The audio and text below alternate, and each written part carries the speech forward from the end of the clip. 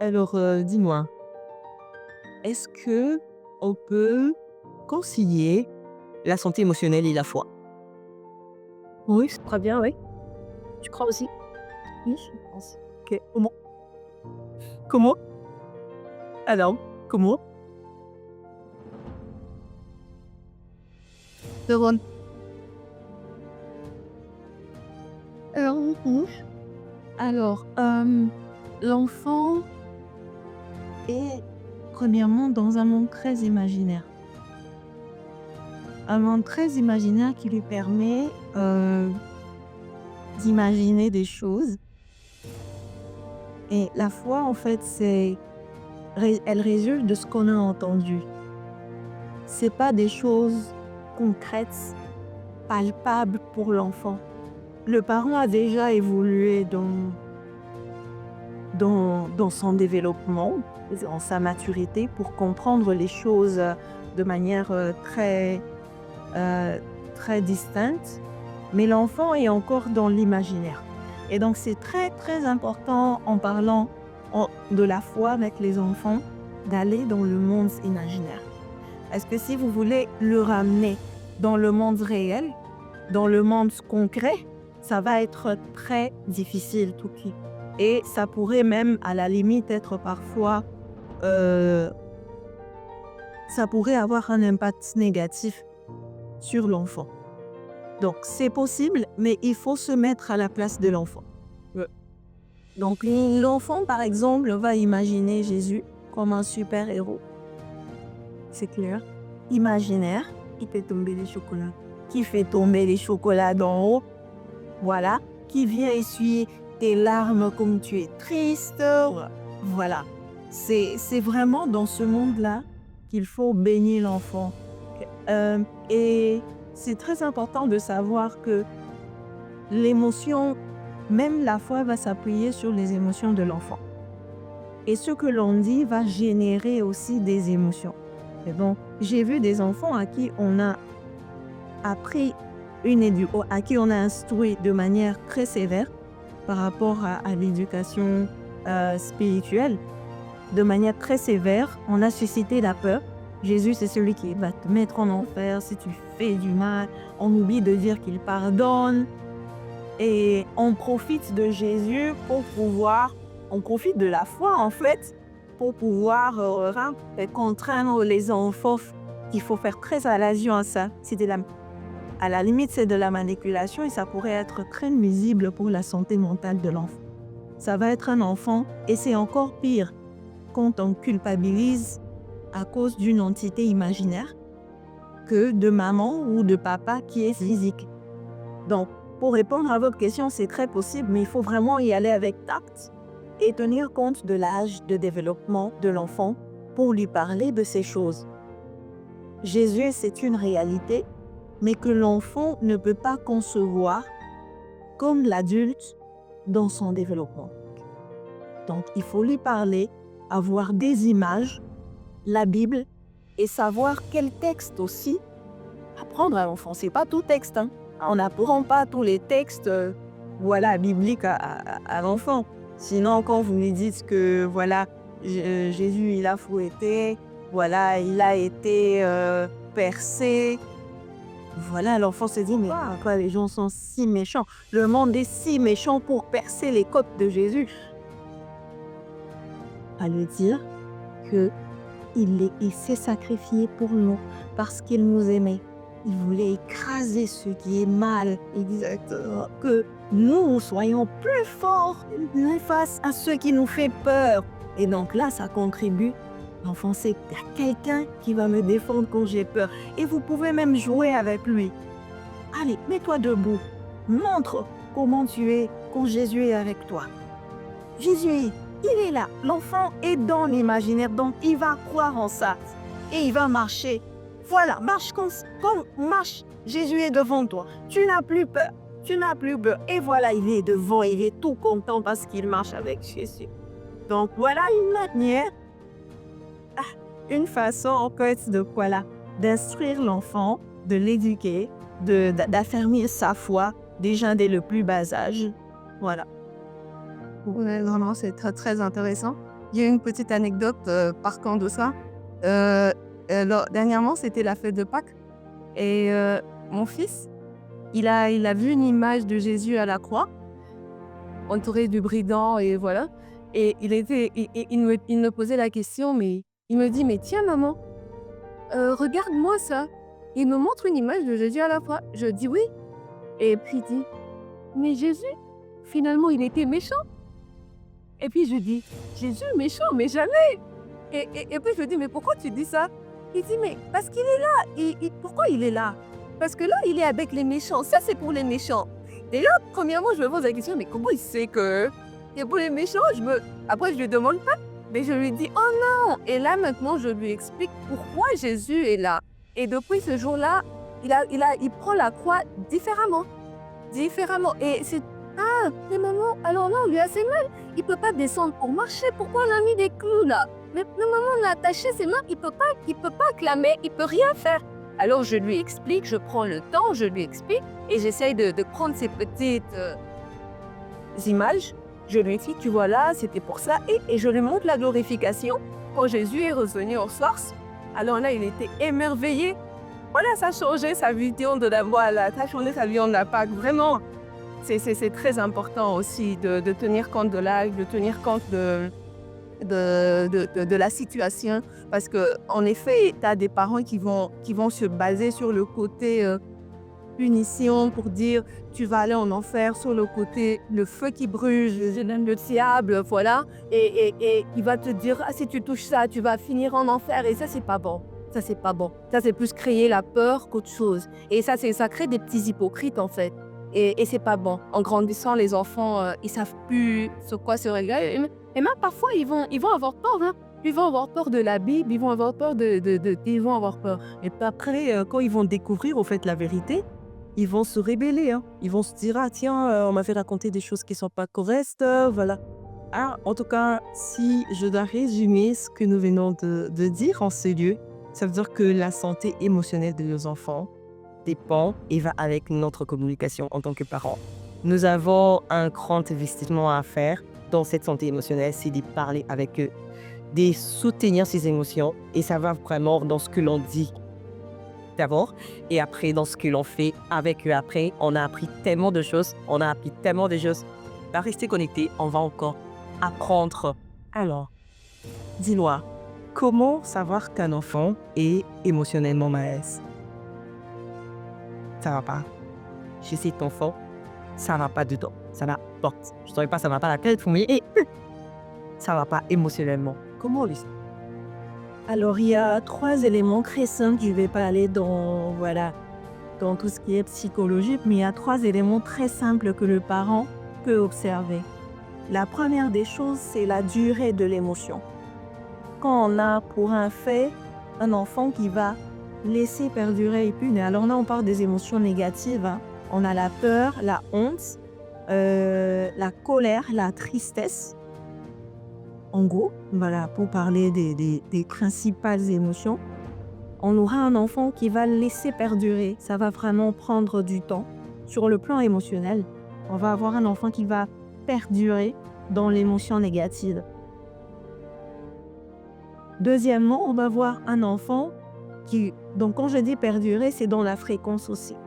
Donc on aura fréquemment des pleurs, on aura fréquemment des crises de colère, on aura fréquemment des comportements de honte, d'inhibition. On aura fréquemment, voilà, des peurs. Et là, on doit comprendre que l'enfant, il y a un problème. Par exemple, il allait dormir tout seul, mais après, on se rend compte que depuis un certain temps, il a peur d'aller au lit. Alors, il y a une durée, ça perdure. Aujourd'hui, il a peur, demain, il a peur. On se rend compte, ça fait 1 semaine qu'il n'arrive plus à dormir seul, il faut s'interroger. Ok, ça c'est juste un exemple par rapport à la peur. Il a peur d'aller à l'école, il a peur de... Il faut s'interroger. Ça dure 1 semaine de... Point d'interrogation. C'est aussi dans l'intensité. Parfois, c'est pas fréquent, mais quand il a peur, il a des peurs bleues. Ok. Qu'on peut dans une certaine mesure, après évaluation, ça peut aussi être des phobies, par exemple. C'est-à-dire une peur qui est très intense. Elle est vraiment très intense. Même s'il y a eu un objet de peur, mais vous verrez qu'elle est très intense et elle est disproportionnelle au fait. Elle est disproportionnelle au fait. Donc vous allez voir un enfant qui a vu quelqu'un qui tombe et qui ne cesse de vous raconter, il est tombé, vous sentez qu'il est tétanisé. Les faits ne correspondent pas en fait à l'intensité de l'émotion que l'enfant a manifestée. À ce moment-là aussi, il faut interroger. Et troisièmement, c'est lorsque l'enfant manifeste une émotion négative vis-à-vis des autres. Là, ce dont on a parlé, ça peut être vis-à-vis de lui-même, mais après vis-à-vis de l'autre aussi, à l'école, dans ses relations. Là, on va dans le domaine comportemental, il va être coupé, par exemple, des autres. Il ne va pas jouer avec les autres. Il aura tendance à s'isoler. Ok. Il aura tendance à s'isoler. Il aura tendance à être agressif. Il aura tendance à refuser de manger, par exemple. Vous sentez un changement même dans le comportement de l'enfant. Parce qu'avant le comportement, les émotions guident. Il ne veut pas aller dormir tout seul. Il y aura un changement dans les habitudes de l'enfant. À ce moment-là, on peut s'interroger et aller s'interroger par rapport à la santé émotionnelle de l'enfant, qui peut ne pas forcément être déjà compromise, mais elle peut subir, elle peut être éprouvée. L'enfant peut être en réaction à un événement, il peut corriger et puis après ça passe. On n'est pas forcément dans le trouble. Ok. Voilà. En tout cas, super intimement, quelque chose, on apprend. On apprend énormément et on est que c'est terminé sur ce plateau. On a juste donc parler, Rosette. On n'a pas envie d'arrêter. Mais c'est, au fait, avec ces sujets, on peut juste prendre, on peut produire des podcasts et des podcasts et des podcasts parce que c'est la base, au fait, moi je dirais, parce que cette santé émotionnelle peut influencer je dirais les résultats de l'enfant à l'école, dans la société demain, dans sa façon, comme l'a dit Rosie, dans sa façon d'être avec les autres. Il est vraiment nécessaire, je dirais vital, parce que ça va avec sa croissance, son développement et son épanouissement. Un enfant qui n'a pas une bonne santé émotionnelle ne va pas s'épanouir. Tu vas voir que même pour dormir, comme on vient de le dire tantôt, il veut pas tellement dormir que il attend jusqu'à une certaine heure pour dormir et quand il ne dort pas assez, on sait que c'est pas bien pour son développement. Et nous sommes en train de finir. Déjà, ça va vite. Mais avant de finir, on va aborder quelques 2-3 points. Alors moi, je veux juste savoir pour un parent qui est là, comment aider un enfant à parler. Clairement, on l'a abordé tout à l'heure. Quand j'ai dit parler, un enfant qui subit, je dirais, le détraumatisme quelconque. Un enfant qui a été exposé à quelque chose des pas bien pour. Un enfant qui a subi quelque chose de grand, qui peut lui-même, en fait, lui donner de la peur. Mais comment l'on fait pour que cet enfant s'exprime? Comment sortir l'expression d'un enfant qui vit quelque chose de très grave émotionnellement? Je donne un exemple. Un enfant qui subit les attouchements, par exemple, il ne va pas le dessiner. Ah, il va dessiner? Ok. D'accord. Au cas où il ne décidait pas. Voyons ce que je veux dire. Comment sortir, au fait, ce qui est, je dirais, grave. C'est l'enfant connaît quelque chose de très grave, c'est peut-être la première fois depuis quelque chose d'horrible, mais c'était comment faire sortir, en fait, ces genres d'émotions dont l'enfant vit, et l'aider à continuer. Alors, je vais un peu vous décevoir Oui. parce que je ne conseillerais pas aux parents de faire sortir ce genre de choses. Ok. C'est des traumatismes. Le parent va accompagner. Mais dans les cas de traumatisme, c'est très important de se diriger vers les professionnels. Pourquoi? Parce qu'un traumatisme, c'est un vécu très difficile. Trauma va avec trace, c'est-à-dire un événement qui a laissé des traces dans le cerveau. Et ces traces sont réactivables, en quelque sorte. Et donc, aller pousser le bouchon, ça pourrait retraumatiser l'enfant. Alors, si c'est un enfant qui a vécu des événements potentiellement traumatiques, ou soit des incidents critiques, c'est important de se diriger vers le professionnel qui va vous orienter en fonction de ce que l'enfant a vécu. En tout cas, ne pas s'hasarder comme amateur sur ce genre de choses. C'est un peu comme on vous dit, quand l'enfant saigne abondamment, qu'est-ce qu'il faut faire? Il faut le conduire aux urgences. Ne vous hasardez pas. Donc ça, c'est parmi les urgences psychologiques. Mais après, le parent peut accompagner. Mais ça va être en fonction du degré, mais aussi en fonction de l'évaluation en fait, de l'état de l'enfant. Vous comprenez? Mais le parent doit savoir que surmonter cette épreuve demande la béquille qui est son parent. Le professionnel ne va que donner le temps et des orientations, mais le parent, l'attitude du parent va vraiment être déterminant pour l'enfant. Et aussi, le parent devrait savoir que tout événement difficile traversé ne va pas directement traumatiser l'enfant, sauf s'il remarque certains signes ou certains changements dans le comportement de l'enfant. Parfois, les attouchements peuvent être vécus comme un jeu. Et c'est l'attitude du parent qui va plutôt traumatiser l'enfant. On le voit. Le parent vient avec son enfant, voilà, ma fille ou mon garçon, il a subi des attouchements et tout ça. Et quand on évalue, on se rend compte que, et depuis qu'elle a subi, ou il a subi des attouchements, voilà, on constate qu'il ou elle ne me parle plus, l'enfant ne me parle plus, l'enfant a tendance à se renfermer, l'enfant ne fait plus de bons points à l'école, l'enfant refuse de jouer, il veut être tout près. Ça, ce sont les signes qu'un parent peut détecter lorsque l'enfant vit des moments difficiles, des moments stressants ou douloureux. À ce moment-là, le parent va se montrer disponible. Donc, le parent va se montrer disponible pour l'enfant, être attentif à ses besoins et va se montrer aussi rassurant. Parce que si le parent s'affole, l'enfant va retenir l'affolement du parent parce qu'il y a cet effet miroir. Exact. Parfois, l'enfant peut être capable de surmonter, mais c'est l'affolement du parent qui va être un blocage pour l'enfant. On va trop vite. Oui, on va trop vite. Et l'enfant va retenir l'affolement du parent. Parce qu'on arrive à voir que c'est plutôt le parent qu'il faut soigner au lieu de l'enfant. Carrément. C'est le parent qu'il faut prendre en charge au lieu de l'enfant. Parce que le parent transmet son stress à l'enfant. Et vous allez voir le stress de l'enfant augmenter parce que le parent est stressé.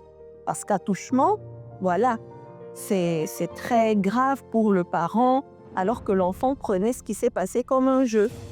L'enfant ne réfléchit pas comme l'adulte. C'est pour ça que dans ce genre de cas, c'est mieux d'aller vers un professionnel qui va orienter le parent. Et les parents et l'enfant.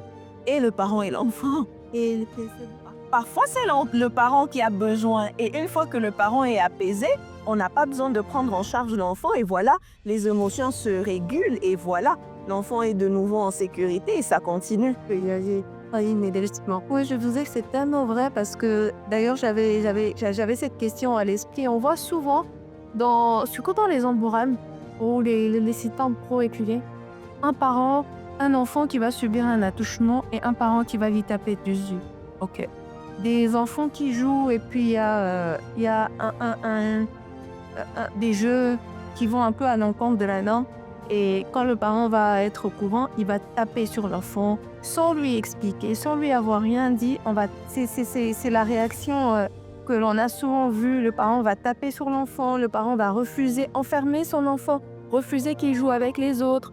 Et parfois, ça devient difficile. Et ça fait que l'enfant, il se dit que c'est mal.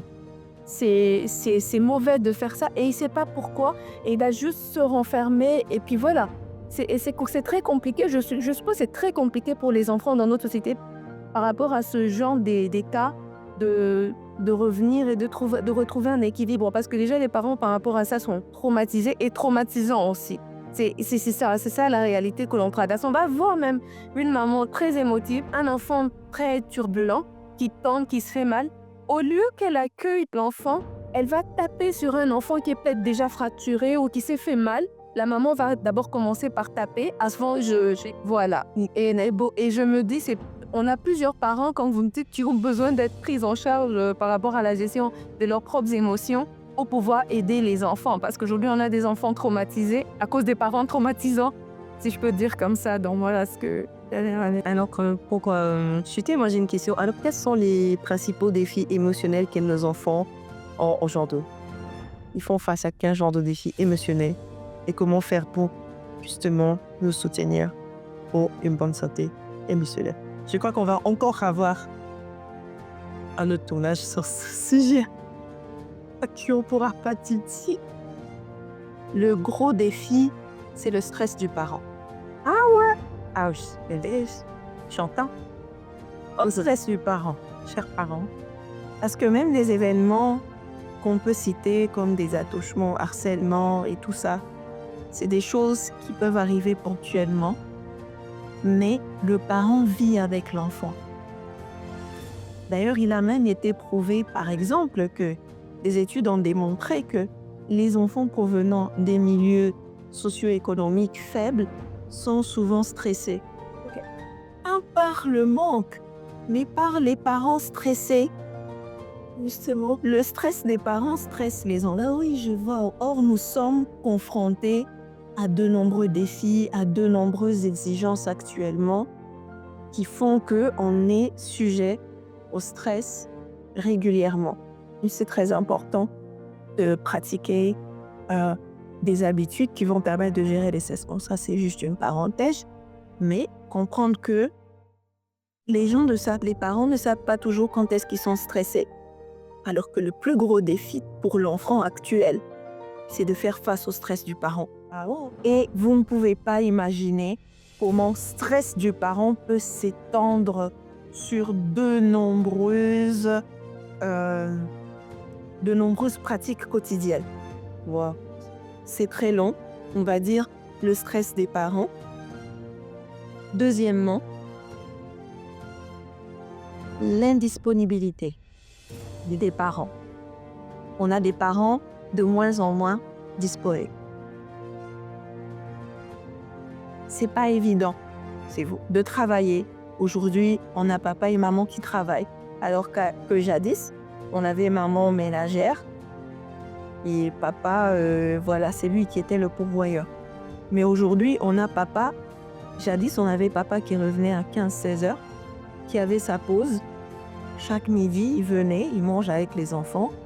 Mais on a de moins en moins ces temps-là. Exactement. Or, ces temps-là sont censés être riches en échanges émotionnels. Ce qui va construire le monde émotionnel de l'enfant, ce sont les échanges qu'il a à l'aide des parents. Il y a le stress des parents, l'indisponibilité des parents, et à ça s'ajoute le reste des choses comme des incidents qui peuvent arriver dans le milieu domestique, voilà, qui peuvent être vécus différemment d'un enfant à un autre, mais je crois que le tout se résume en ces deux. Parce que quand on parle de l'indisponibilité, on voit aussi les divorces actuellement qui explosent.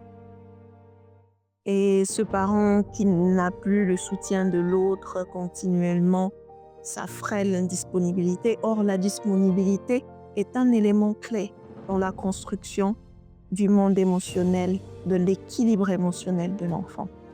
Donc, c'est vraiment un monde de réajustement actuellement. Bon, bah, arrêtons de stresser les enfants, s'il vous plaît, chers responsables. Arrêtons de stresser les enfants, ne mettons pas nos stress sur eux. Alors, pour mieux comprendre ça, qu'est-ce qu'on doit faire, Roberto? Qu'est-ce qu'on est censé faire pour ne pas reposer nos stress sur les enfants? Pas les enfants de... Oui. Donc, ce que je conseille aux parents, c'est malgré l'intensité de la vie actuelle, d'avoir des moments de repos, de prendre soin de soi. Prendre soin de soi, c'est garantir aussi un bon équilibre émotionnel de ses enfants. Ah oui. Donc, je vais aller sur le parent, prendre soin de soi. Quand on prend soin de soi, c'est-à-dire qu'on sait s'arrêter. On est ressourcé et on sait ressourcer son enfant. Et quand on sait s'arrêter, on sait l'écouter, on sait répondre à ses besoins, on sait être disponible. Et ça, c'est le bonheur de l'enfant. Ben oui, justement, précisément, le bonheur de l'enfant. Non, il ne demande pas trop, direct. Parce que à 90%, le mal-être à 90%, 90% le mal-être de l'enfant réside de son environnement social. Et donc, si on sait assainir l'environnement social, avoir de bonnes habitudes, avoir de bonnes pratiques disciplinaires, éducatives, on peut garantir une bonne santé émotionnelle de l'enfant. Le deuxième monde de l'enfant, c'est l'éducation, l'école. Ouais.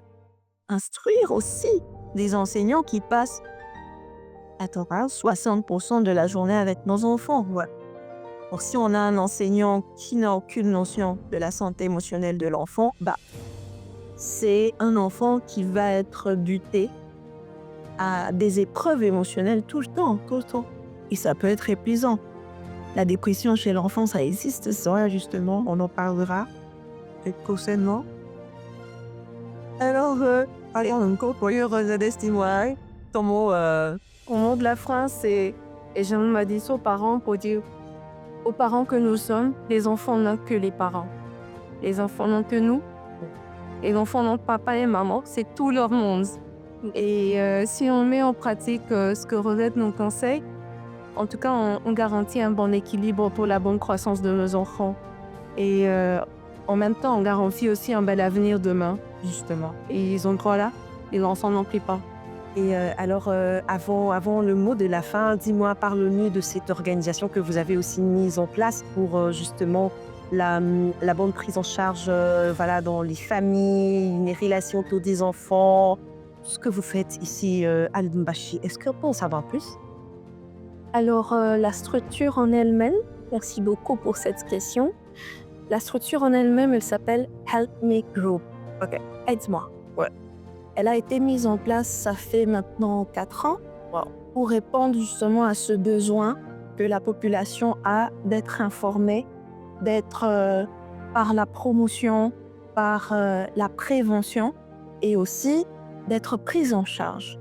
Donc, c'est une structure qui est totalement dédiée à la santé mentale et au bien-être de la population, qui s'occupe de la promotion, la prévention et la prise en charge dans le domaine de la santé mentale. Et donc, à cet effet, il y a des sensibilisations, des séances de renforcement de capacité, des masterclass que nous allons aussi bientôt mettre en place pour pouvoir aider les parents et aider les personnes en besoin de pouvoir bénéficier des techniques qui leur permettront de retrouver leur équilibre et leur bien-être. Oui. Donc, il y a particulièrement un événement comme AFIA Familia, qui revient tous les ans, qui parle de la santé famille, et qui permet aux parents, qui permet à toute personne désireuse d'avoir des informations au sujet des relations, de la famille, de la santé, et en présentiel, de participer à cela. Donc, on aborde les questions du couple, de la famille, de l'enfant, de l'adulte, bref, tout ce qui concerne les aspects de la santé familiale. Ok, comment faire pour participer ou entrer en contact avec cette structure? Alors, restez connectés à nos pages Facebook, notre site aussi, notre site internet, Help Me Group C. www.popsi.org. Et aussi notre page Facebook Help Me Group. Ok, vous allez trouver et vous pouvez écrire ou soit rester à la page et vous verrez toujours des informations liées aux différents événements et voilà, ça permettrait d'entrer en contact. Et après, si vous avez d'autres questions par rapport à Help Me Group, vous pouvez toujours laisser vos questions en commentaire, comme je l'ai dit. Elle va vous lire, elle pourra vous répondre directement. N'hésitez pas.